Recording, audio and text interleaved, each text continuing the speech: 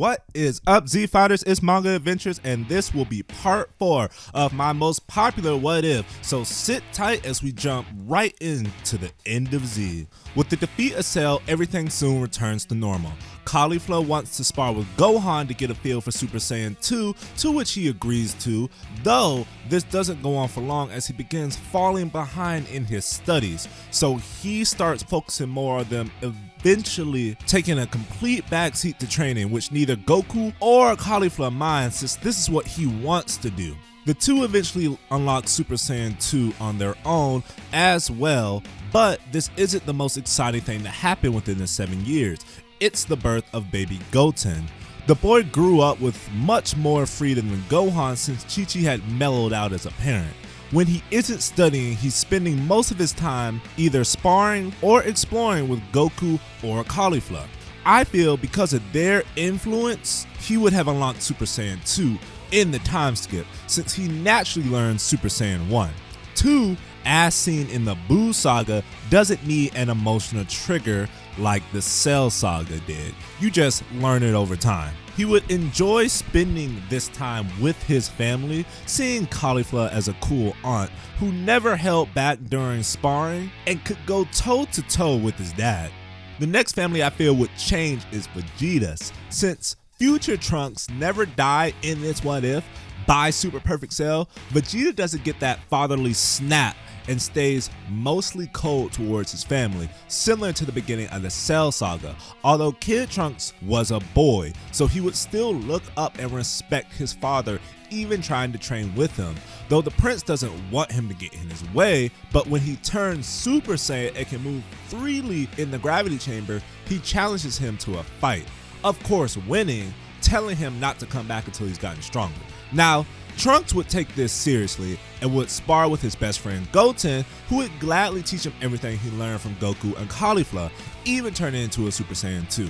After learning this, he goes back to his father for a rematch, but he still loses, though this time Vegeta says he could make a decent sparring partner, making the boy extremely happy.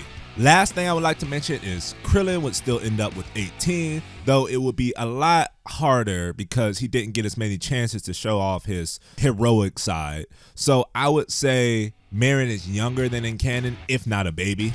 Anyway, with all the changes addressed, on to the actual start of the Buu saga. Gohan would go to school, become the Great Saiyan Man, only to be caught by Videl and forced to enter the World Martial Arts Tournament.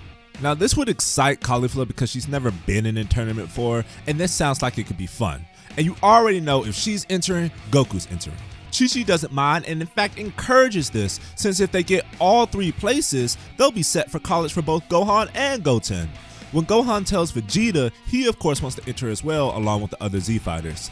This makes everyone train for the big day, though the Son family has to wait until Videl learns how to fly. Gohan introduces her to his family, and while Chi-Chi dislikes her at first, all Caulifla could do is laugh, having never seen anyone stand up to Chi-Chi before, giving Videl her approval. However, Chi-Chi's mind changes when she finds out Videl is Hercule's daughter. When Videl leaves after learning how to fly is when the real training can begin. Since Gohan asks for help, nobody's holding back. They constantly switch partners to keep things fresh and even do 3v1 on everyone, including Kid Goten. Training doesn't last long because the tournament is underway.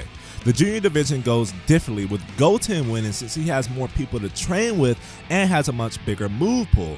Trunks apologizes to his father for losing, but Vegeta simply calls him weak, which breaks the young boy's heart. On to the adult division, the Supreme Kai arrives and tells the Z Fighters the situation. They use Gohan as a scapegoat to lure out Babidi's minions, so he has to get his energy stolen. After this happens, the Z Fighters are ready to chase them down except Vegeta, who wants to continue the tournament. His next opponent is Goku, but once he beats him, he gets to fight Caulifla. Now, Goku gets offended. Vegeta thinks he could beat him so easily, but the Supreme Kai reminds them there's no time to waste. Vegeta, wanting this situation to be finished quickly, decides to come along. They come across Babidi's hideout with more of his minions, deciding on what order they should fight.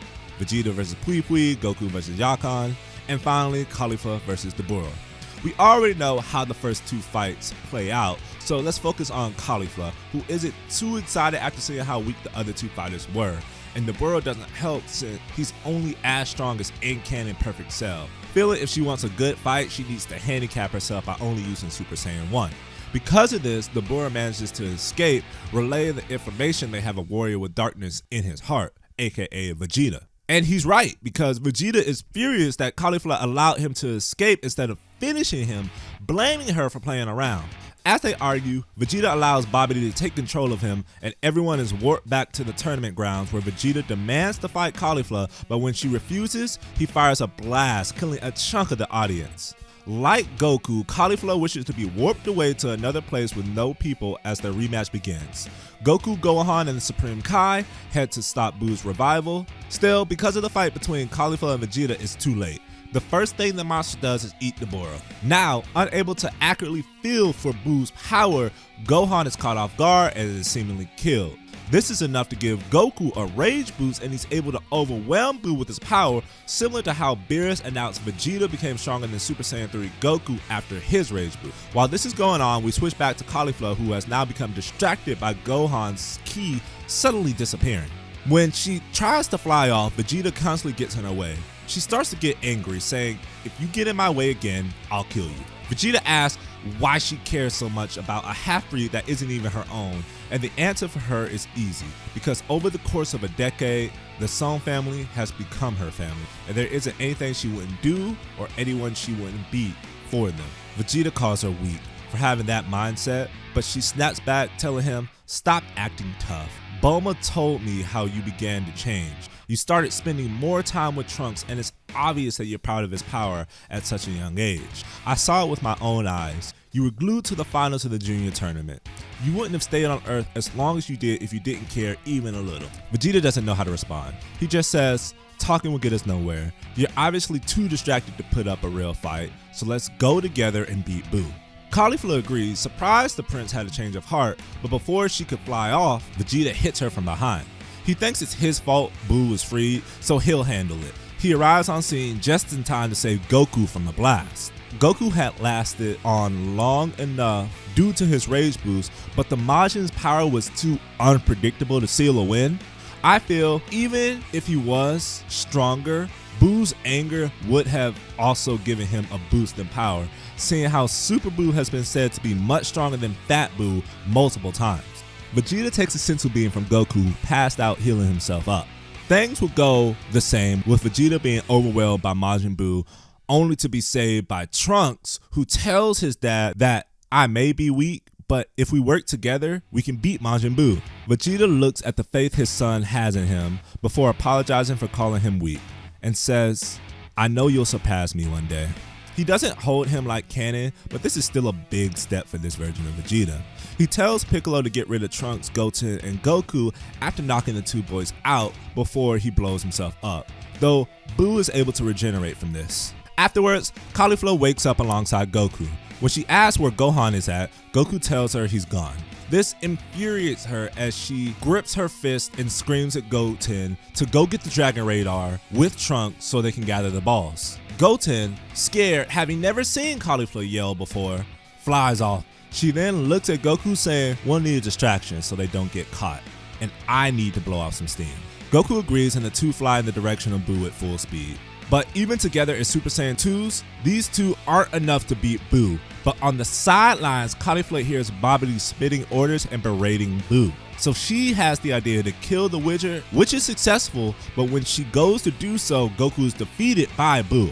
Still, the Majin doesn't kill him, thanking Caulifla for not only getting rid of the annoying Babidi, but a fun fight. So he flies off saying they should play again. Caulifla knows she's been defeated and carries Goku back to the lookout. Though everything went as planned.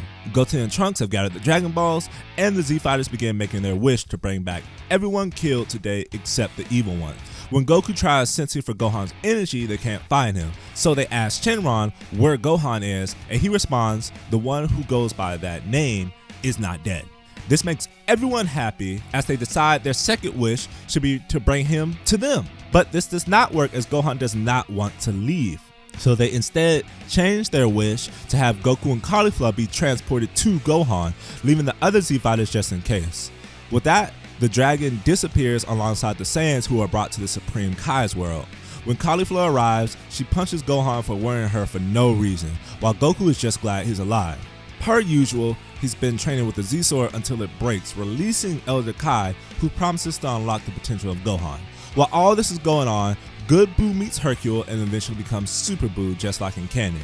Now, with the ability to sense ki, he knows the Z-Fighters are up at the lookout, but he doesn't care since Goku never promised him a powerful fighter, so he continues with his rampage, destroying cities and eating people. Time passes and Gohan is ready to save the day alongside his family, but Caulifla, after feeling his amazing power, wants her potential unlocked as well. So she stays behind, believing Gohan can handle this, telling him, "Don't worry me again, and remember to keep your emotions under control."